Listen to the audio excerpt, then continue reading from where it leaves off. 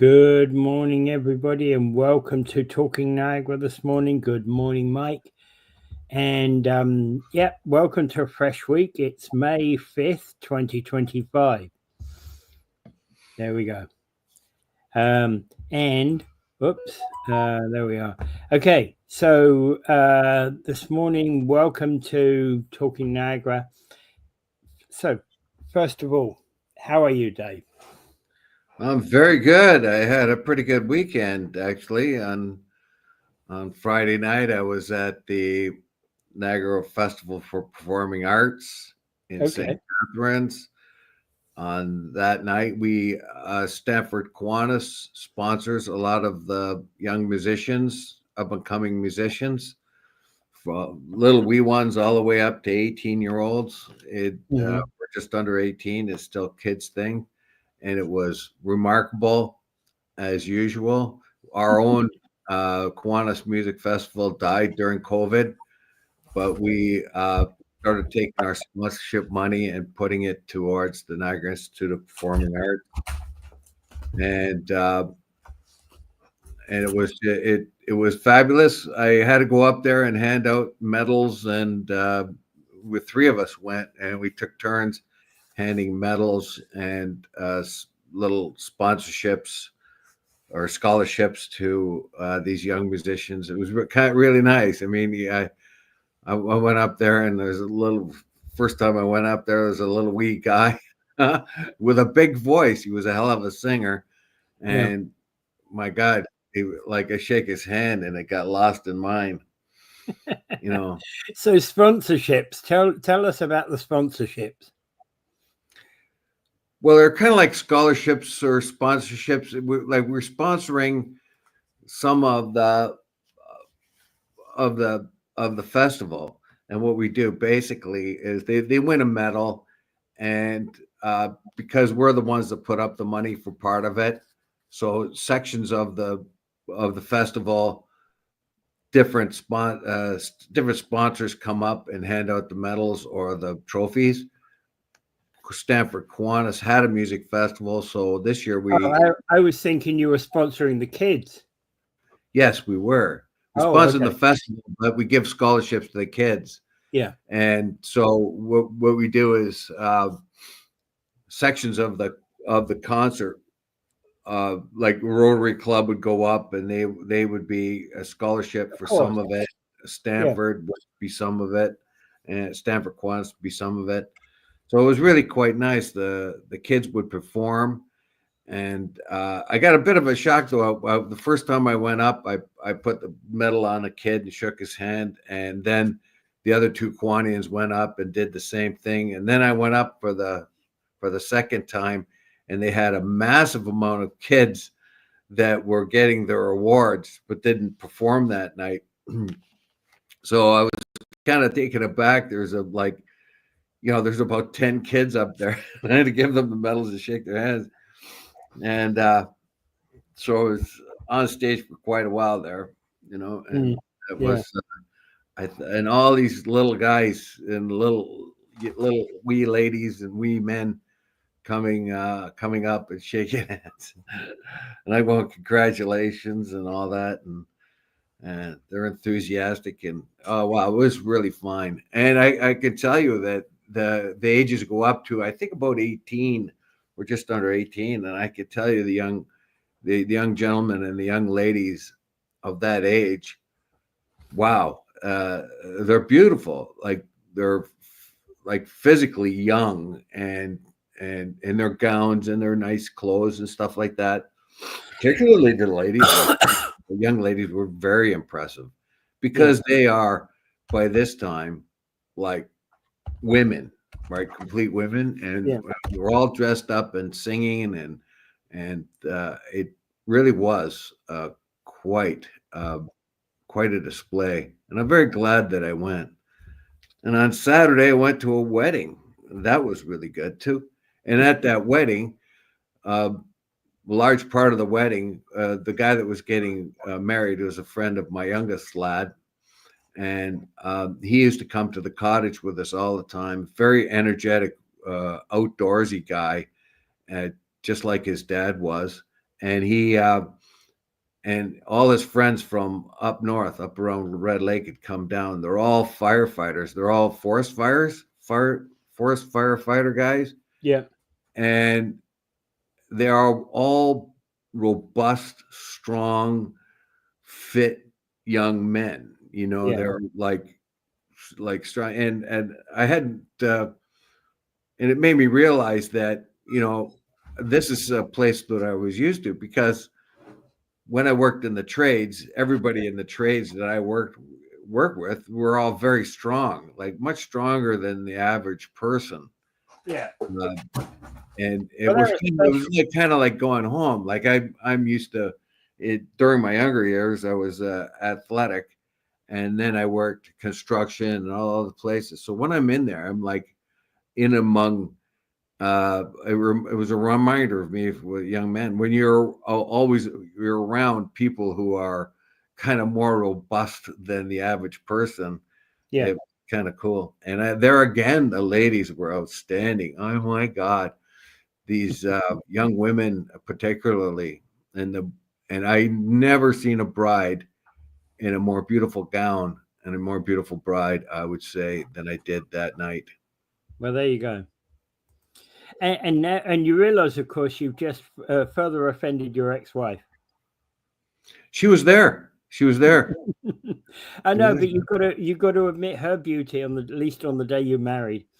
Oh, we had a lot of fun on our marriage. We married right there at the building that got the old city hall that got knocked down. That's where I got married, Yeah.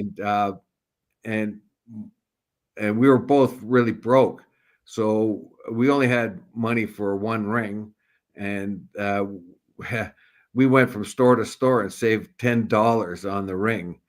I think the ring cost $100, and my wife bought Back in the day when $100 was a lot of money, by the way. Yeah. well, it was 87, so 1987. So she bought a dress that was on sale, and then she had this coupon. She got this free coupon for a makeup job before the wedding, and they made her look like a clown, and they really overdid it, and so she had to try to wipe as much of it off before we got to the wedding. And when we got there she was, and she had like embarrassingly this like luster of makeup on that really didn't make her look. So she was all bummed out about that. Her my brother came, and his pants broke, so he had to hold his zipper and clip on his pants. So he had to hold his pants up like while we were doing the ceremony. And my brother-in-law had no good clothes at all, and he was a stick, and he had to borrow one of my suit jackets. So he actually looked like a bum who found a coat, because he was swimming in my suit jacket. And my mother-in-law was running around like crazy, and she dropped the little flowers. I'm sure somebody there had a pin. Had a what? A pin to save him. You know, a safety pin. No one did. And so here's my brother holding up his pants. Here's my wife looking like a clown. She had all this makeup on, and I don't know. It was hilarious. It was just I don't know. But I looked fabulous, though, I would have to say. Okay, so there we go. It's the anniversary of the Kent State shootings on the college campus. It was a very sad time. It was because of the Vietnam War. That's a long time ago, Nancy. For Dead in Ohio. I remember that song. Neil Young wrote that song in about in a few, like I think it was a half an hour or something, according to David Crosby. Neil Young wrote that song. David Crosby went over to Neil Young's place and told him about it, and then Neil Young walked outside for a little while and came back with that song "For Dead in Ohio." Yeah, and that on at that time it was considered horrific, a bad thing to have happened, and probably totally un-American. and now we seem to accept it as almost an everyday occurrence. Well, in this case, no, because it was the state. It was the National Guard that went out there and they used live rounds against the crowd, and they killed 4 people. It was the state shooting people who were protesting. It was the National Guard. I forgot that. So it was. But again, we seem to be back. It's like, well, you know what I'm saying anyway. Well, with who we have in the supreme leader down there in the United States right now, I wouldn't put it past him to have his like he wanted the military to interfere with the George Floyd riots and demonstrations. That could have been a real mess. It sounds, so we got to be careful. Like, we've got to be careful. Yeah. Like when the president turns into the supreme leader, as he's doing himself right now, it could lead to, that kind of thing. But I hope it never does. Yeah. They wouldn't do it on purpose, but that kind of an accident could happen again. Yeah. I don't think the National Guard meant to kill anyone. Yeah, let's move on to start with the local stories. Okay, so new medical director for REACH Niagara. This is Kim Bender, who's been appointed as new medical director, and she's been a long-term Niagara resident and respected physician, extensive experience with family medicine, hospital care, geriatric health, dementia, behavioral health, and long-term care. So she's done a lot there. Yeah, she has. And this is REACH, and we should tell them what REACH is. REACH is an organization that endeavors to find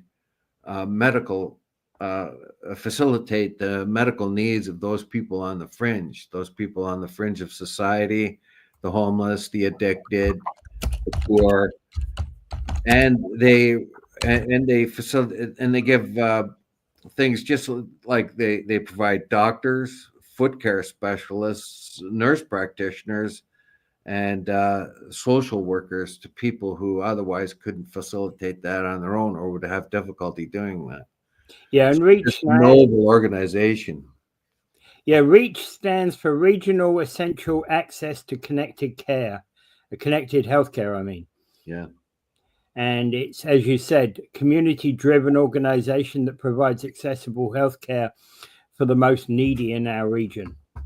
Now, you would think because we have a social medicine, OHIP, that it's just a matter of walking into the hospital. But it should be. But of course, what happens there's a stigma attached to it, isn't there? For the homeless. Well, also the point I was trying to make was that our medical system is overwhelmed. Yeah, and we've had one of the reasons, of course, was poor immigration planning. We brought way too many people in, and our healthcare hasn't expanded even to meet our own people who have ordinarily lived here. Even if we didn't have immigration, it would still have been on this back foot. So our healthcare system is now being stressed to the limit.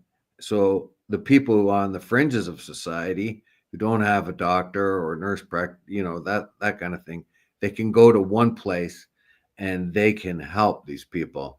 Now this, of course, the guy who started this was a Dr. Carl Stobe. I don't know if that's how you pronounce his name.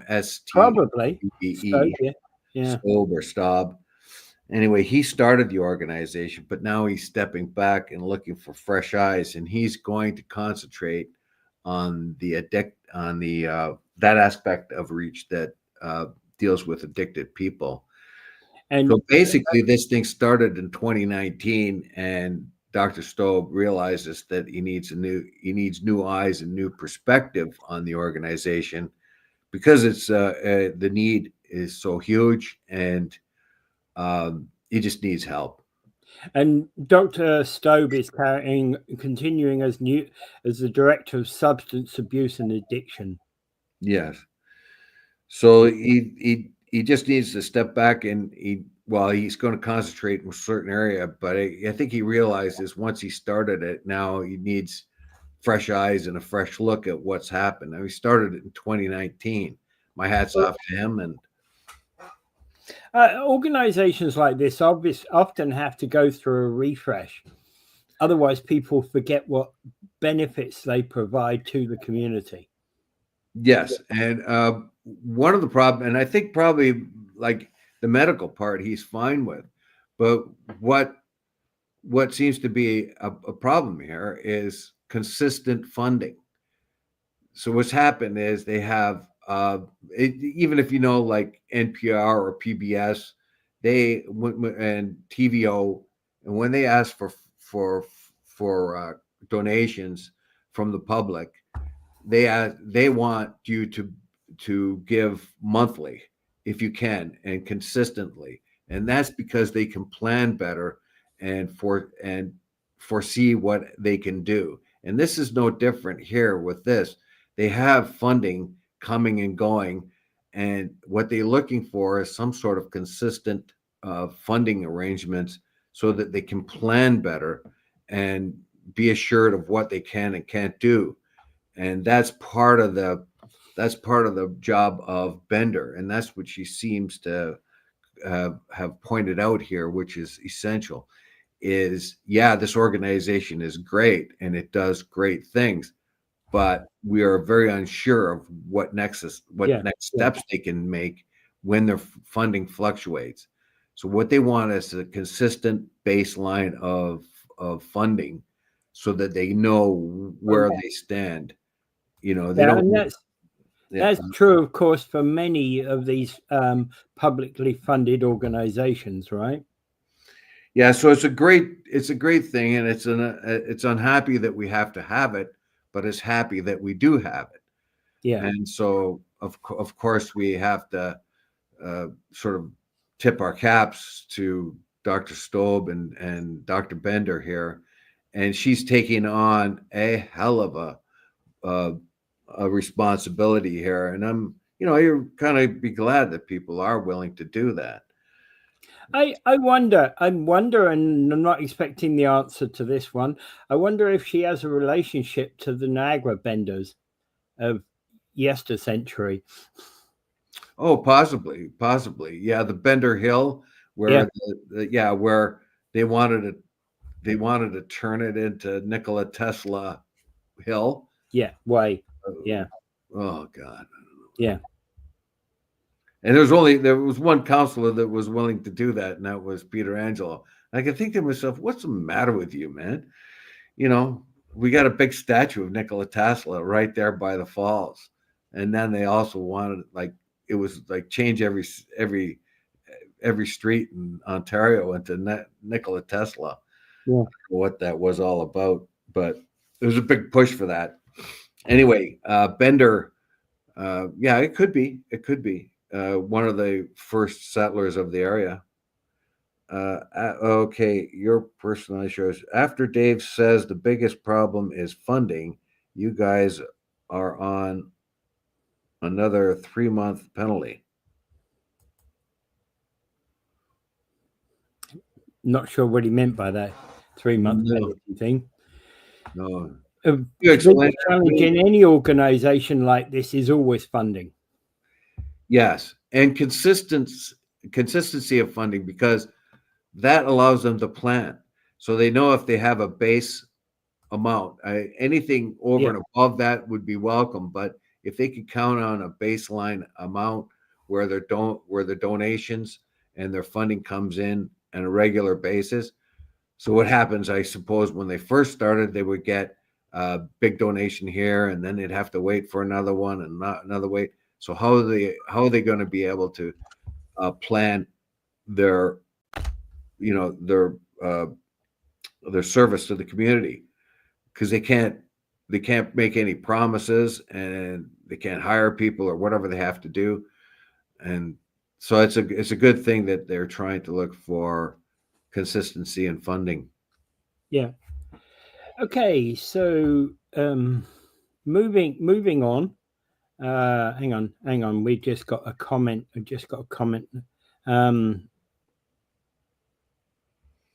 And your personality show says, and that's your problem. You think money is the problem or a solution.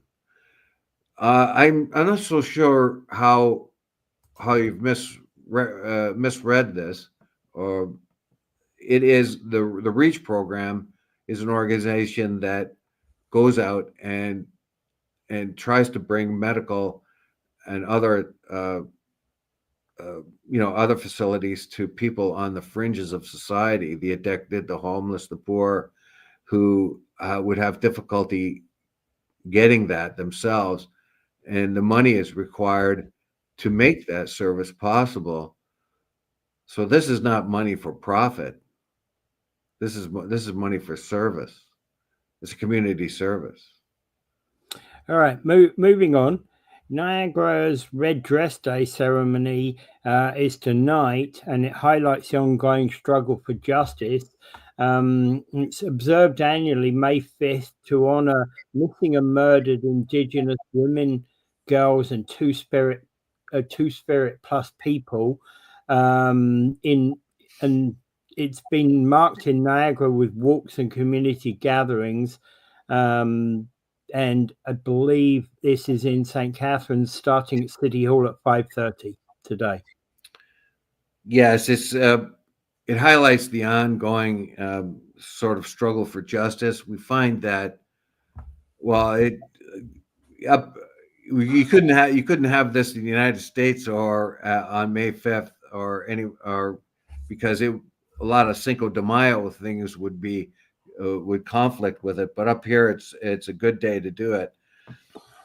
Basically, what it is just trying to make people or keep people very aware of the of very violence towards women, basically.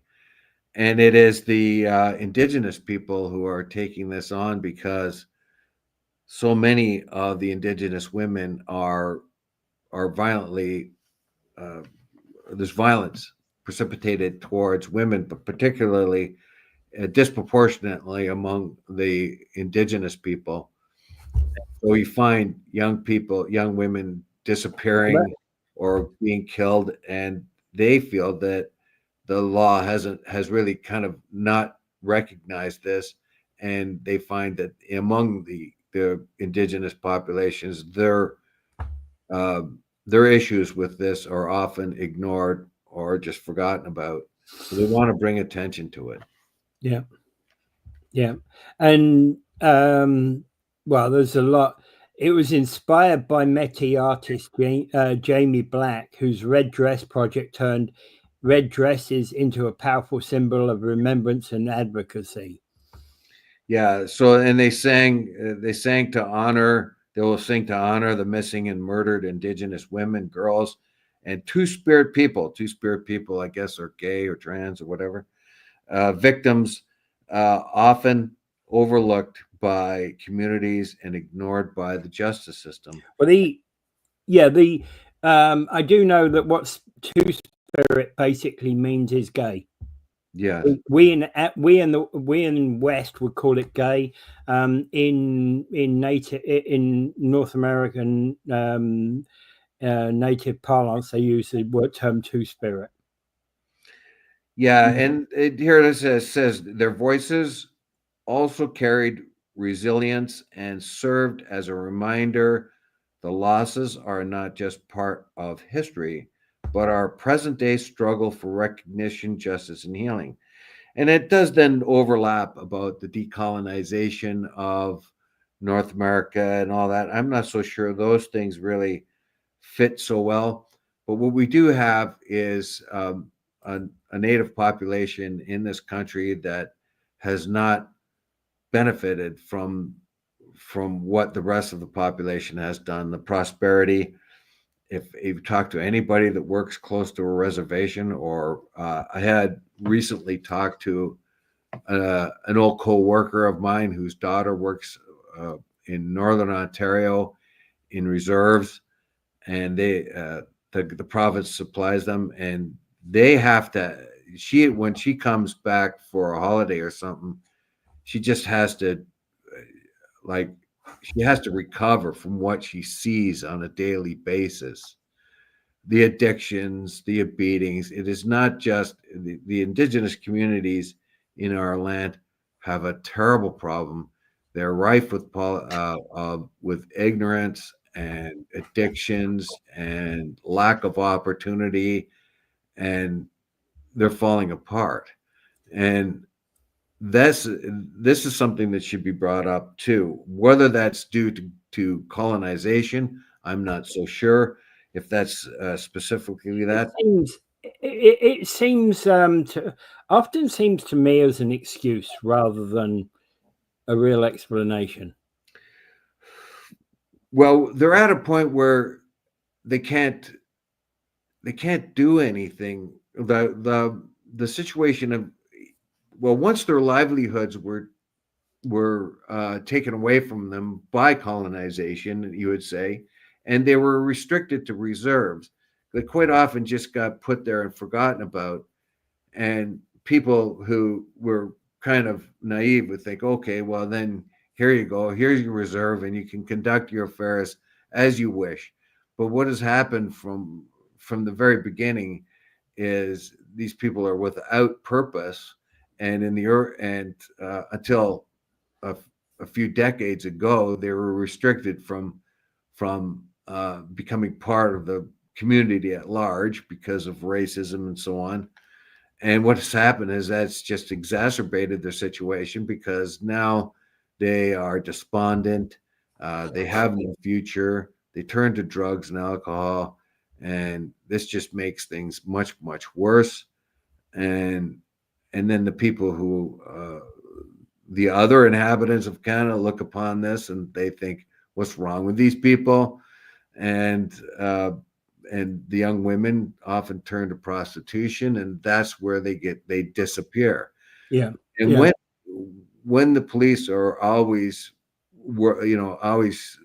dealing with a disproportionate amount of Indigenous people who are in a city, who are the ones that are addicted, the ones that are prostitutes, and that.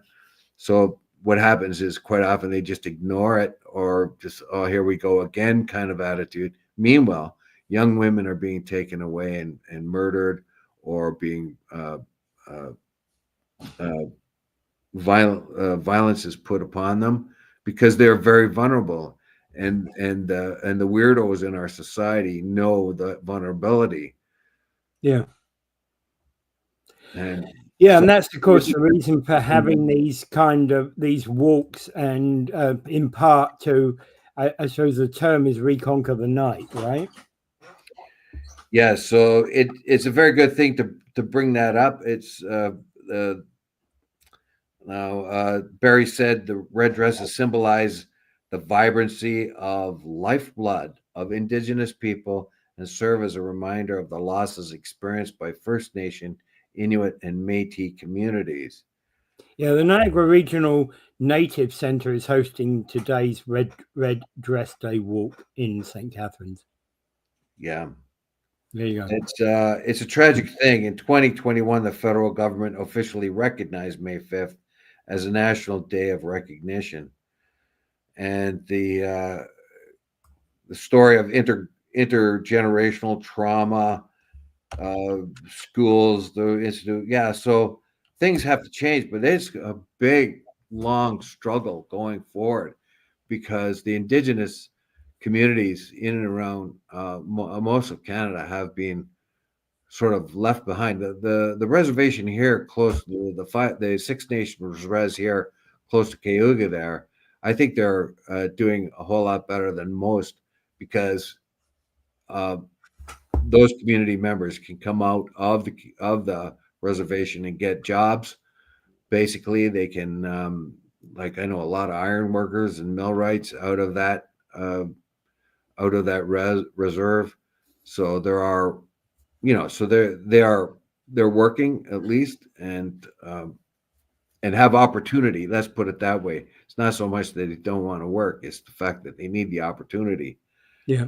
And it's going to be a long slog because once the community is in the states that they are in, it's a very hard to fight addiction and fight and try to provide opportunity for people to kind of get a normalcy in their life. And in the meantime, they're going to be victimized, particularly the young women who quite often turn to prostitution. Yeah, which of course isn't the solution.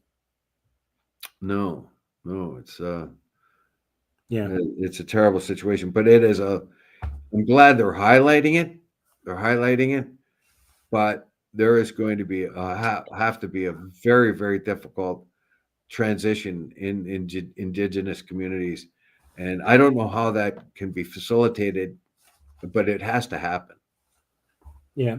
All right. Let's move on. How bad will mosquitoes be this year, Dave? It looks like the trends are right now that we will have less mosquitoes this year than in other years, but that will depend on the temperature and how much it rains. Yeah, but surely it's too early to tell what a whole season's going to be. Like, I would think like the weather, forecasting mosquitoes is much dependent upon the weather, I would think. Because if the weather's hot, well, the weather trends are that we've had. I was going to say, if the weather's hot and muggy, we get more mosquitoes. Yeah, basically that's it, and that's basically the warning here. But they tell us the trend lines of less moisture right now, and the fact that it's been pretty cold right now. So normally, when the mosquitoes start popping up, they can pop up as early as March, when nice days happen. Because it's been kind of cool and a little drier than normal, the trend looks like we're going to get less mosquitoes. But they also counsel that in places like Toronto or the big cities, because they hold warmth, that they will probably have as much as they normally would have. But the thing is to get rid of puddles in your yards and things like that. If you can get rid of standing water, that's a big thing for mosquitoes. And they are tough, let me tell you. We had, I remember when I was working once, and there was a pail left out, and it was full of mosquito larvae in a place I was working. So what we did was there was a hole, and one of us poured that mosquito larvae in there and covered it up. 2 days later, I had to dig in that place, and I opened it up, and the mosquito larvae was still wiggling around in there. That's how tough they were. They'd been covered up by mud. I mean, the mud was moist, but they were still alive in there. Mm-hmm. Mosquito larvae are very resilient, and they're going to go into any standing water. And you think, well, okay, so we're going to have more mosquitoes, but you might want to. It's not be careful because of West Nile disease. We had an outbreak of West Nile disease a year or so ago when we had more. I was going to say, it's not exactly been a dry spring, has it? We've got quite a bit of rain. Yeah, but it's the cooler temperatures and the amount of rain. For the month of April, we've had actually less rain than normally in the month of April, believe it or not. Yeah. It's weird. It's weird. So that means then the rain always occurred on days when I had things to do outside. Naturally. Well, it depends on. So right now we may be blessed with a few less mosquitoes here in Southern Ontario, but that of course can change if the weather changes and the amount of water changes. So when the mosquitoes are laying dormant, the eggs and the larvae are laying dormant, it will depend on, of course, the temperature. And if it stays cooler for longer, they will die. More of them will die off. So we'll get less. But mosquitoes are a problem, and they carry illnesses. And as I've said before, the West Nile virus reared its ugly head a little while ago, and they are mosquito borne. Yeah. Absolutely. All right. So, yeah, I don't know. I think we can get off that creepy subject. All right. Morning, Karen. Welcome to the show. Hi, morning. Hi, Karen. How you doing? Right. Okay. So, here's the next key question: can Carney bridge the long-standing divides with the West? This is a big. This is very, very important, and I think it's something he's almost the very first thing he has to do, because usually, normally we would have had a conservative government this time around. It's been 10 years for a liberal. Now they're getting another 4 years at it. This is a problem for the West, because normally we have the cycle of life where you have a liberal government, then you have a conservative government. But the fact that we've got a Trump demic going on south of us, and that has spoiled the conservatives' chances. They would have been the party that won this year if not for Trump. This interrupts the cycle of life, and the West is getting very, very annoyed. The liberal governments have not been kind to them. They haven't listened to their needs, and what they wanted was a conservative government to put the ship right for in their respective. As happens, they have to go through a liberal government before they get a conservative government, because things have changed. They're now have to face another liberal government, and they're very, very unhappy with this. And this has caused more separation, cessationist attitudes, quite a bit of anger.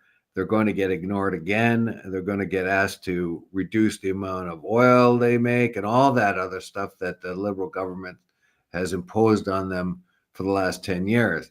Yeah. So Carney has to be very, very careful here.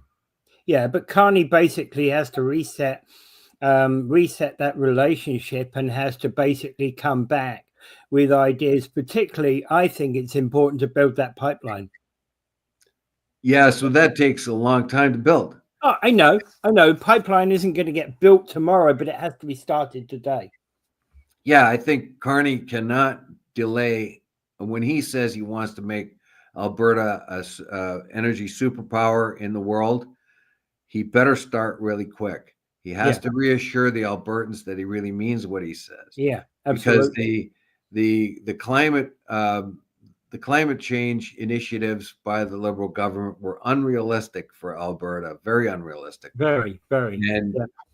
And they had nothing else. The Liberals had nothing else. They only had one place to go to reduce carbon emissions, and that was Alberta and Saskatchewan, because they create oil and natural gas. So it was poor decisions on the Liberal government to impose the kind of climate restrictions, regulations on them, which withheld investment money as well. But any Western separation is likely to include both Alberta and Saskatchewan, and maybe even BC as well. Manitoba. Well, they're talking about.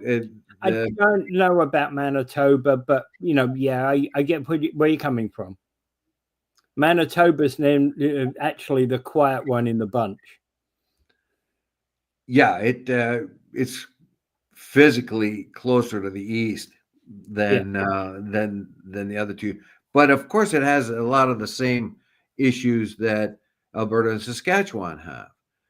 And Alberta and Saskatchewan are much less populated, particularly Saskatchewan, than concentrations as the other provinces. It's interesting, Saskatchewan, right, Dave? We had to serve somebody in Saskatchewan, right? And we were trying to serve somebody a witness summons in Saskatchewan. It cost $1,000 to go out there and serve them. Well, yeah, because it's so damn remote. Yeah, everything's just a million miles away from everything. Yeah, and it's quite a rural province, actually, and it's made up of huge fields of wheat and cattle. The big industries, of course, are things like uranium mining and particularly potash mining. 70% of the fertilizer that's used in the United States finds its source in Saskatchewan. Mm-hmm. So Yeah. and of course that would be the same for here up in Canada too. So this is very, very important that Carney gets this right. Yeah. Because as I said, because the cycle of political life has been interrupted by the Trump-demic that's happening in the United States right now. Normally, we would have had a conservative government. People were fed up with the liberals. They were going to vote conservatives. Conservatives then would have their turn to govern. Yeah. But because of the Trump-demic, that upset that cycle of life, and that is irksome to the people out west, because now they feel they're going to be ignored again, and the pressures on them to regulate their oil and gas industries is going to be unfair, and it's going to chase away investment, which the Liberal government didn't seem to understand. But on the other hand, the Liberal government did build the pipeline, Trans Mountain Pipeline, and add to it. And so there is that. They can be reminded that that actually did happen, that the government stepped in and completed the Trans Mountain Pipeline, which would make more of their product, the oil product, available for the rest of the world through the ports in BC. Yeah. But that has to continue. But we have to bring it east as well. Yes, we have to bring it east in a big way, and we're being threatened very much on every way. But Alberta and Saskatchewan could become energy superstars, and it's not just oil. Don't forget that Saskatchewan has the world's largest known reserves of uranium, which means nuclear, and nuclear will be the thing that will replace coal and oil until we get things like fusion reactors, and there are and before our renewables can get up and even come close to providing the power we need. It's interesting to know that Texas is probably one of the greenest places on earth for power, because they have enormous solar power farms and wind, and they also have storage facilities. It's interesting to note when the tariff of 100% went on Chinese cars, the Chinese repurposed the batteries of those cars and sold them, particularly in Texas, to make up storage facilities for what the wind and solar could produce that wasn't needed during the day to cover throughout the nighttime when the solar and the wind is very, very complicated. But oddly enough, a place like Texas is very green power wise compared to the rest of America. Yeah.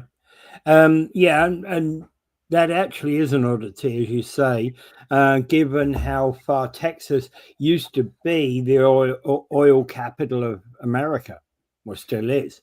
Well, it still does. It still refines a whole lot of it, and that's where Alberta. And again, one of the things is that Carney has to be kind of willing to engage with the Western province leaders in terms of energy corridors, market access, fast track project approvals, and that fast track project approvals has been a big thorn in the side for the Liberals in the past. Yes, because they ended up stalling and regulating the oil and gas production, which chased away investment. Yeah. If you can go somewhere else where these regulations aren't, and also the federal government is sticking this is a claim by Alberta, but I believe them. The federal government is sticking their nose in Alberta's autonomous areas where the Alberta government is the government that is supposed to make the rules and regulations. The Canadian government. Yeah, that has been the complaint for a couple of years now from Smith. Yeah, and it's rather true, I would say, because when we had the climate initiatives, as I said before, among the only places the Liberals could go was out west, and if they wanted to meet their emission standards that they've signed on to at the Paris Accord, there's just about only one place they could do it as fast as that, and that is to regulate Alberta oil and gas, which ultimately means the only way to meet that target is to reduce production. And that's, of course, and that's bad for Canada and Alberta. Yeah. So the biggest question at the moment, I think, is can Carney find common ground, or will the Western discontent persist and grow? I'm not quite sure, because you have another article there about Alberta separation. Yeah. Will it happen? Yeah. Now that article points out that would be a difficult thing. Although Smith is playing politics here, she has reduced the requirements required to have that as a referendum question on elections. So she's playing her cards right. It's kind of a threat, actually, to the rest of Canada, saying, look, I'm not going to call for a referendum of Canada. I'm not going to pursue independence, but the people of Alberta may. And so what she's doing is reducing the requirement to have that as a referendum question. Now, currently 600,000, I believe, have to sign a referendum to get that. I read that somewhere over the weekend, although I can't find more recent figure on this. And she's reducing the number. Yeah, by quite a bit. Yeah, and this is she's throwing down the gauntlet to the Canadian government. We've had enough. Now, the cycle of the political cycle of life didn't happen this time. We didn't get a conservative government that is quite happy to deal with us. We got another Liberal government that has always put roadblocks in our way for development. Yeah. So what we're saying here is, all right, that's the way you want it. This is the consequences. So you had better back off on a lot of the stuff you're doing. Now, of course, Carney, on the other hand, he got away with it this time. But if there's another election, the green shifted demographic will remember the urgency of climate change and put pressure on him to come back on Alberta to regulate. So Alberta is the richest province in the world. Alberta gives more transfer payments to the rest of Canada.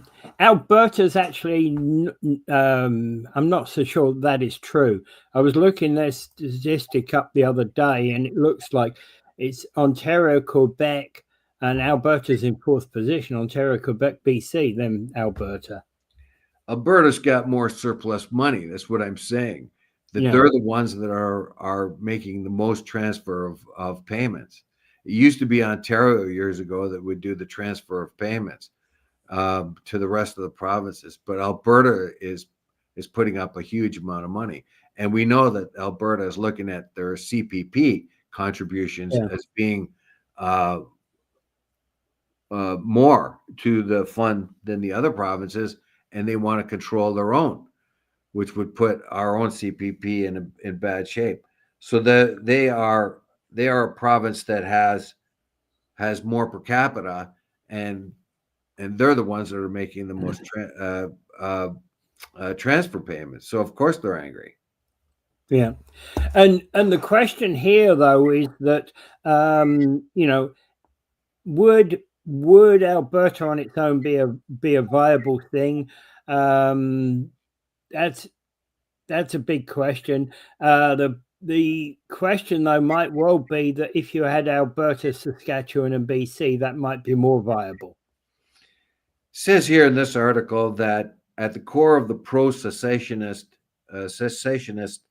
argument is the idea that the West is key is a key economic engine for the rest of the country and is contributing more to the rest of Canada than it receives in return. And that has been true year after year. Although I will remind everyone, it was Ontario that was the one that was putting out the money, sharing more than of the other provinces for a very long time. And that was an issue for us here in Ontario. So Alberta so Alberta leaders also say the Liberals' climate goals are bad for business and in the oil patch. And yeah, that has been true. The last environmental minister would not. But again, go on. Sorry. Well, they were just saying that the last environmental minister was promising to carry on with the same sort of regulatory obstructions from the Liberal government and wanted to push Alberta into meeting the go green type of zero emission things by 2030 or 2035, which was impossible without the reduction of production, which would make Canada poorer. Yeah. It was just unwise, very unwise. And that's unfortunately something that the Trudeau government never got to grips with. Yeah. Now, the only other area that I have to also say is that, Quebec's separation might well be seen as the model for what Alberta does, but Quebec has never really been, the Quebec cessationist movement has had its ups and downs and has had more trouble than its advancement, hasn't it?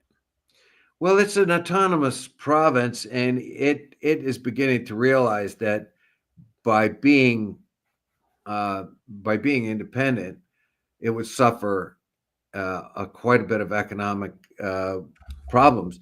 Yeah. And for both Quebec and Alberta right now, we have the example of Brexit.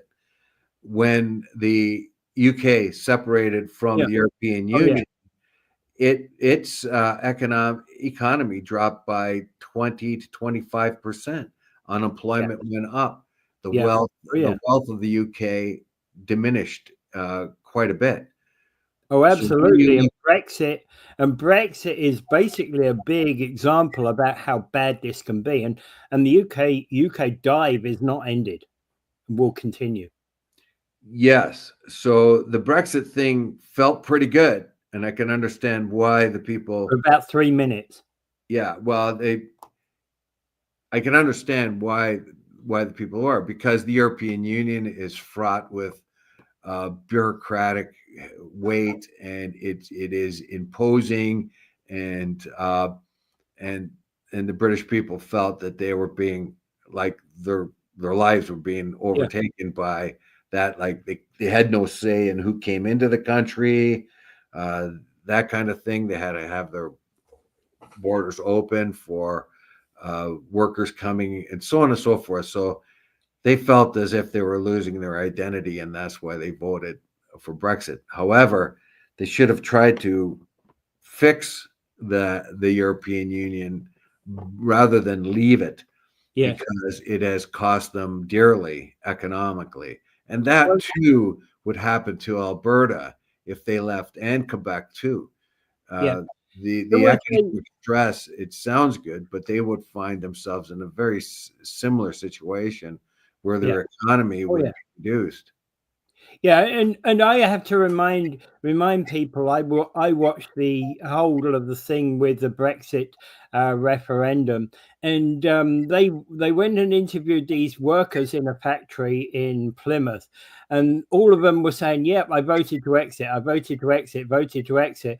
Then they later on interviewed the manager at the same plant, and the manager pointed out the fact that they'd essentially voted to lose their own jobs, because everything that is made in that plant had to go, was a Europe bound, right? It was not used in the UK. It had zero sales in the UK. It was Europe bound, and they had to continue. If they were going to continue production of that product, they would have to move plant to somewhere on mainland Europe. Yeah, seriously. So when you feel this sort of patriotic, I'm an Albertan or I'm a Quebecois kind of thing, that's all well and good. What you want is your autonomy. You want your self-determination. But when it comes, self-determination doesn't go a whole lot when your paycheck starts to get reduced, exactly. or you don't have a paycheck. Yeah, and you lose it. Yeah, exactly. With Quebec, if they lose Canada, then the big investors will be from the United States, and they may lose more of their economic independence, which would be much more serious to their culture. And actually, the cultural independence, the francophone part of France, of Quebec, will disappear as well, because essentially the Americans don't want to speak French. No, they won't. They'll just and the money that is required for investment will mostly come from the United States. Yeah, and they will lose control of their economy, because whoever the investments are, they're the ones that are going to call the rules. You want us to invest here? This is what we want. And if they say, well, you got to come here and you got to, and your investors have to speak French, well, I say, well, thanks very much, but we don't speak French, so goodbye. Yeah.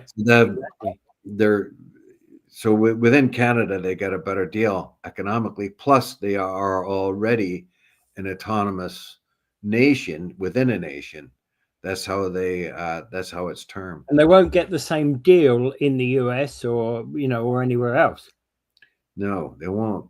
And so the economy of the situation is important, but also Alberta has to remember that as well, that that their autonomy will bring risks, and that will be economic risks.